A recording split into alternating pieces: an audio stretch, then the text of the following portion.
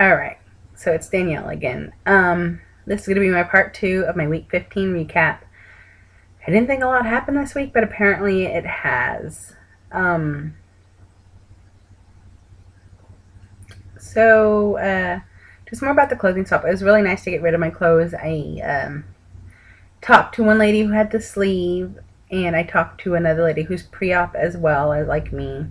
And we just talked for a little bit. And it was very nice to hear information about what the people said and their tips and tricks for losing weight, keeping it off. Like there was one guy, he was still on his 3-week liquid diet post-op, and he was talking about how he went to out to Red Robin, and they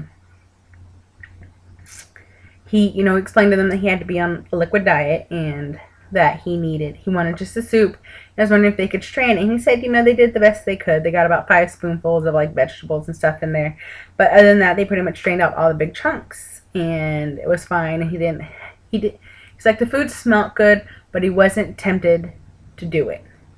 So that's good. And everybody's like, wait, you're still on liquid diet? And he was like, yeah. They're like, don't go out to restaurants. So like, just don't do that to yourself. And then there was one lady who talked about going out to Mexican restaurant with her family, and she had eaten chips, like everybody else before your food comes at a Mexican restaurant. But by the time her dinner came, she couldn't eat her dinner, and she was like, I was so embarrassed and kind of pissed off because it's a waste of money. So that's something to keep in mind is whenever we go out to eat, I need to decide on places that don't serve finger foods and such beforehand, so that way I can not tempt myself. We have gone out to a Mexican restaurant before. Actually, sorry guys, a couple weeks ago we went to a Mexican restaurant, and it was fine. I had like a chip. Their salsa wasn't that great, so the temptation wasn't there. But still, the temptation really wasn't there, but still I know myself, if the chips were in front of me, I would have eaten it. So I had my husband move it off to his corner of the booth right there where I couldn't reach it without making it look obvious. So whenever I'm faced in situations like that, I usually just have the temptation removed. I've been out to eat at a friend's house and they had crackers, and I told her son, I was like, take this plate out of my face. And, he's 13, being 13, he's like, just push it closer. And I was like, no, really, I can't have that in front of me. And he was like, okay. I mean, he knows I'm in pre-op, so, just, I do it like that. And then also just hearing people talk about, one lady talked about how she didn't tell anybody except until the day before of her surgery.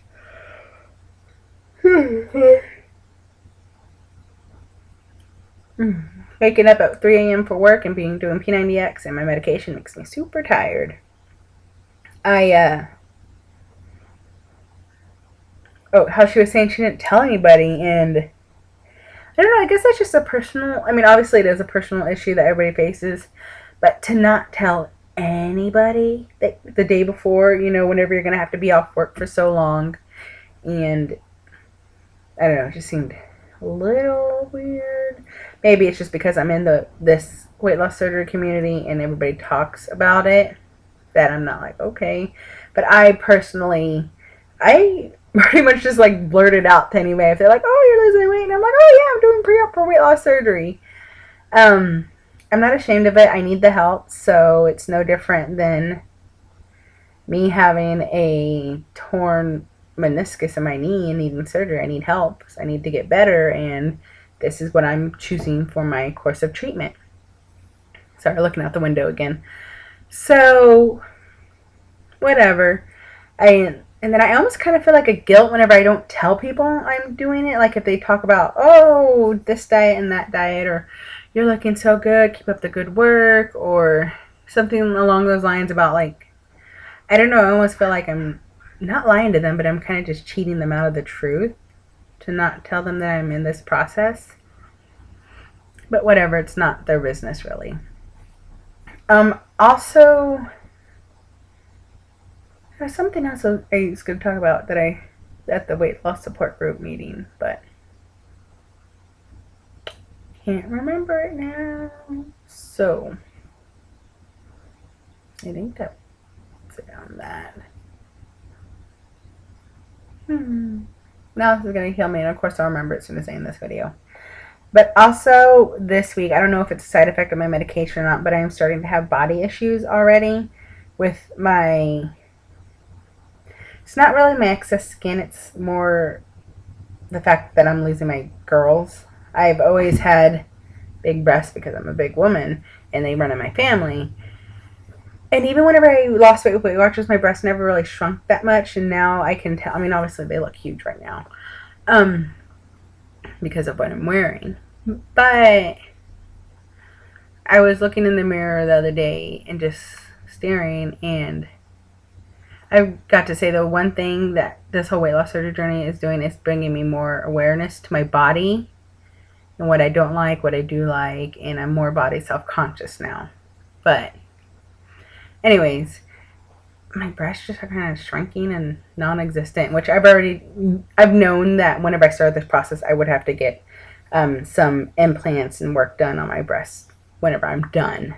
So whatever, it's just, you know, you don't feel very sexy whenever you're like, I have no bras that fit in the cups. I can't wear this shirt because they don't look good anymore. Or,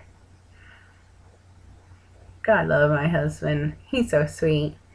But I don't want to be too intimate with him because I'm like, it's not pretty.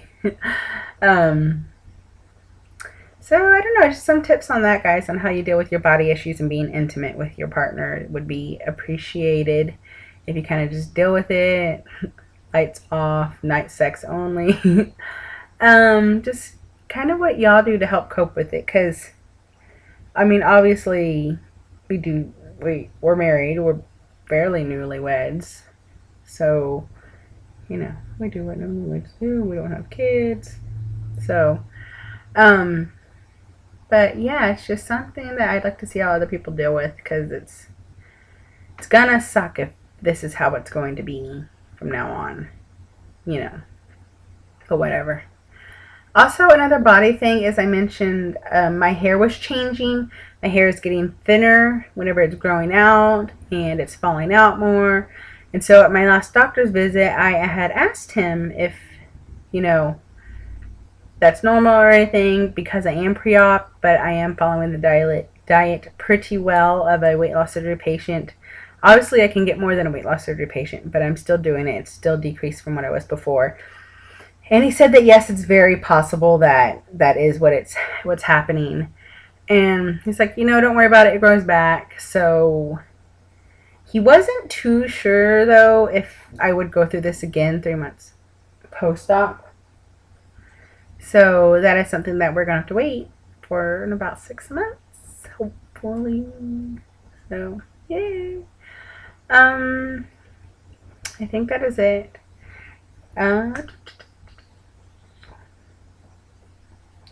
Yeah, I'm pretty sure that's it. If I think of anything else, like if I think of what happened at that stupid support group meeting that I can't remember what was so interesting to me. Yeah. Thanks for watching. If you're watching out there, thanks for actually making it to part 2. If you made it to part 2.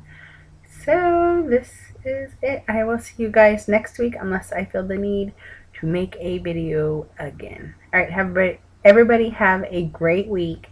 Remember to follow your rules. And